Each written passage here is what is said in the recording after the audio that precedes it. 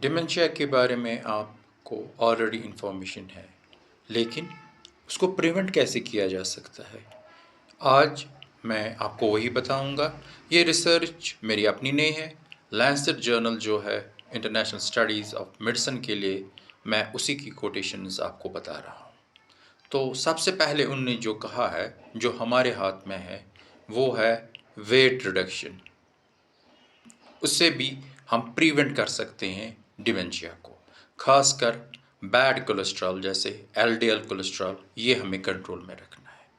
دوسرا ہے اسموکنگ، ہمیں بند کرنی ہے۔ اگر بند نہیں کر سکتے ہیں تو کم سے کم ہی کر لیں۔ اسی کے ساتھ ہی الکوہل کا یوز نہیں کرنا، یہ بھی اس میں شامل ہے۔ باقی فیکٹرز جو اس میں شامل ہیں وہ ہے کہ فریش ایئر میں نکلنا اور فریش ایئر میں کچھ دیر کے لیے ایکسرسائز کرنا۔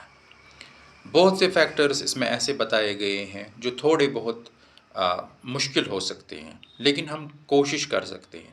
جیسے کہ اپنے اگر کسی کو blood pressure, high blood pressure ہے، ہائپر ٹینشن ہے، تو اس کو کنٹرول میں رکھے۔ جی ہاں، بلڈ پریشر کو کنٹرول میں رکھنا، اور کوشش یہ بھی کرنا کہ اگر ڈائبٹیز ہے اس کو کنٹرول میں رکھنا۔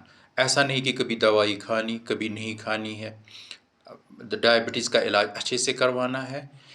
یہ بھی ایک فیکٹر ہے ڈائبٹیز کو اچھی طریقے سے کنٹرول میں رکھنے کا اور بلڈ پریشر کو بھی کنٹرول رکھنے کا اچھے طریقے سے۔ یہ بھی فیکٹرز ہیں جو کہ پریونٹ کر سکتے ہیں ڈیمنشیا۔ ایک اور چیز جو کہ ہمیں بتائی گئی ہے کہ عام طور پر جب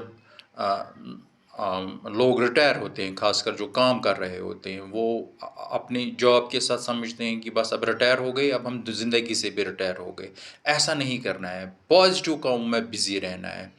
busy for the sake of busy نس، وہ نہیں کرنا ہے کہ میں اپنے آپ کو ایسے ہی موبائل فون پر بزی رکھوں۔ نہیں۔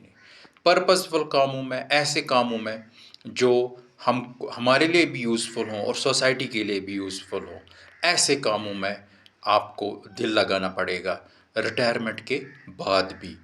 یا آپ والنٹری سروس کر سکتے ہیں، کہیں دے سکتے ہیں، کچھ پڑھا سکتے ہیں جو آپ کے پاس نالج ہے یا علم ہے، باقی کے ساتھ شیئر کر سکتے ہیں۔ یہ بھی ایک امپورٹنٹ فیکٹر ہے ڈیمنشیا کو پریونٹ کرنے کا۔ اور آخر پر اس اسٹڈی میں لینسٹ جرنل میں جو پبلش ہوا ہے، دو باتیں بتائی گئی ہیں کہ جو ہی کانوں میں کم سنائی دیتا ہے، ہیئرنگ لاس ہوتی ہے سٹارٹ، یا آنکھوں میں ہماری روشنی کم ہوتی ہے، پاورز کا کم ہوتا ہے روز بروز، تو اسی وقت اس کو کریکٹ کرنا ہے۔ یہ بھی ایک بہت ہی امپورٹنٹ سٹیپ رہتا ہے کہ کانوں کی جو ہیئرنگ لاس ہے اس کو آپ علاج اچھے سے کروائیں، اور آنکھوں کے لیے اگر آپ کو کچھ پرابلم ہے تو اس سے ڈاکٹر سے آپ کنسلٹ کریں۔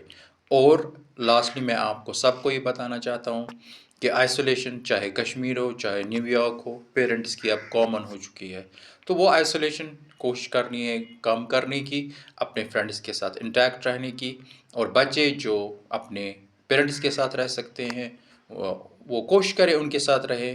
اب جو باہر مجبوری کی وجہ سے ہیں، جیسے وہ جاب کر رہے ہیں دبئی میں، سعودی عربیہ میں، امریکہ میں، تو کوشش کرے کسی طریقے سے اپنے ماں باپ کی آئسولیشن ہے، تنہائی جو ہے ان کی، وہ کم کرے۔ یہ سارے فیکٹرز ڈیمنشیا کو پریونٹ کرنے کے لیے امپورٹنٹ ہے۔ آج کے لیے بس اتنا ہی۔ مجھے امید ہے کہ آپ یہ ویڈیو شیئر کریں گے اور لائک کریں گے۔